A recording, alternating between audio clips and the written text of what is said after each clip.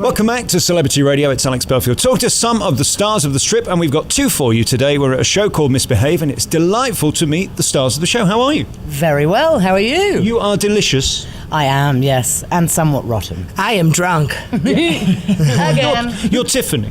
Oh, yes, I am drunk Tiffany. Don't touch it. Oh. Keep your hands to yourself. People don't normally say that.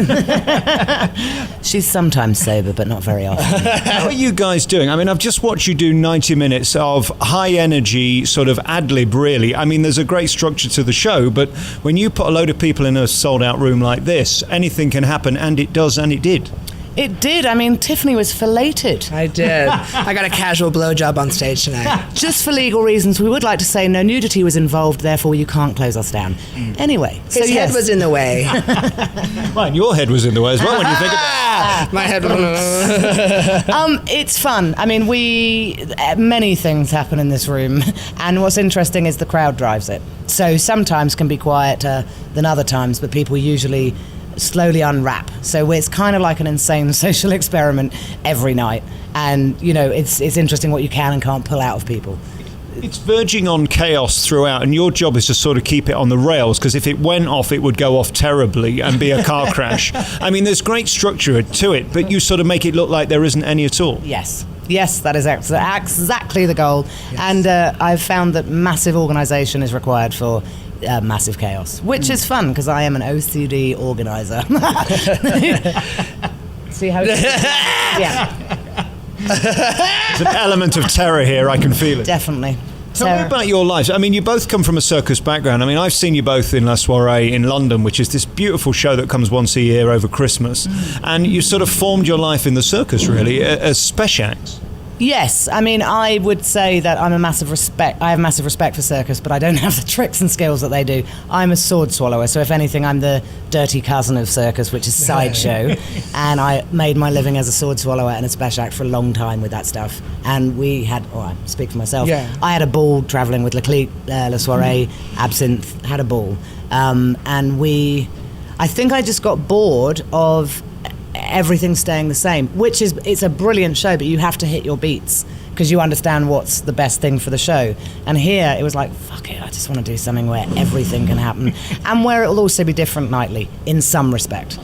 What is amazing about that, though, is that you're literally thinking on your feet. I mean, you can't second guess the audience, and there can't possibly be two shows that are anywhere near the same.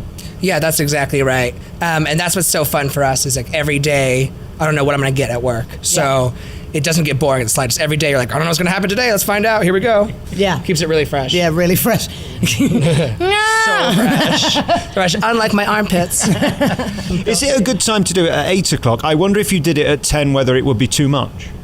It's weird, actually. I mean, we've done it around the world, and I have done late shows, and I have done much bigger venue shows, and the answer is sort of yes and no, because in some ways they can get rabid drunk, and in a weird way, it's like it's a really wide demographic show. So it's kind of a party show, and it's the only time I've ever seen where you can have a hen, a stag, an office, and a birthday party, and all being very vocal, and they don't get to dominate the show.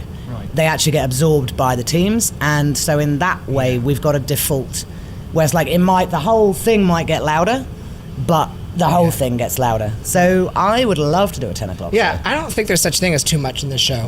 The more the merrier. Keep putting it on. Too much in Vegas, is that a thing? Yeah, come on. The land of excess. This show was born to be here. I mean, when I look at the budget that you've got for this, I mean, it's infinite. It's like a Cirque du Soleil spectacular. I know. I mean, literally, we burn cash to stay warm because it's really cold in Vegas as well. So it's like, oh my God, just burning $100 bills, right? Yeah, that air conditioning. So you could turn the air conditioning off, stop burning the $100 bills, but we thought, fuck it, let's go excessive. Yes. This is very deliberate. We did high-end variety for a very long time, La Soirée, etc., which is absolutely beautiful, and we learn from the best in terms of attention to detail. So for my angle was, hang on, if you switch that on its head, as long as the attention to detail's there, you can make something really quite powerful, fun, and incredibly visual with cardboard and marker pens and fights with homeless people. And what I love about Las Vegas is you can have car that costs $300 million and you can have one guy on a stage with a microphone and it can be equally as compelling. That's the point, really, isn't it? Yes, so give me $300 million. Or perhaps even more compelling. How tough is it competing? I mean, you mentioned in the show about word of mouth. That's really what's going to sell you in this time, isn't it? Because you're never going to compete with the Goliaths that will have billboards everywhere. Yeah. I mean, and that's the interesting thing. But the easiest thing for us being here has been the show. And word of mouth takes a bit longer in Vegas because it's a sort of 4-day week and then the crowd turns over. But I would say most of our clientele come from friends recommending them. And that took a minute. You know, we've been here 9 months? 11. Really? Shit. We've been here 11 months. And the thing is, so now after about 3 months, what happened is people were coming because on recommendations. So that's kind of how we're surviving at the moment, is the fact that people really love the show. And then slowly but surely you inch up. What I love most about the show is your confidence in your voice as well. You've got a great way of controlling a crowd that could be... you don't like that? Is there any? Let's talk about your private parts. We do get to see them regularly through the show, don't we? You're a liar. That's untrue. Or is it? Gotta come find out. Borderline legal. Borderline legal. Yeah, let's talk about my private parts some more. Well, there's dancing bits where you sort of manspread, really, don't you? But not mansplain. That's a new take on manspread. Like someone in the subway, like, do you mind? I'm just gonna sit like this. Do you mind? I'm just gonna sit over here. It's actually happened to me before. Soho, long time ago.